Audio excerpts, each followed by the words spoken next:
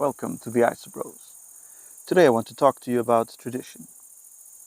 There's been a tradition, especially in royal families in the past, called telling the bees, which was about going to the beehives and telling them about current affairs in the family.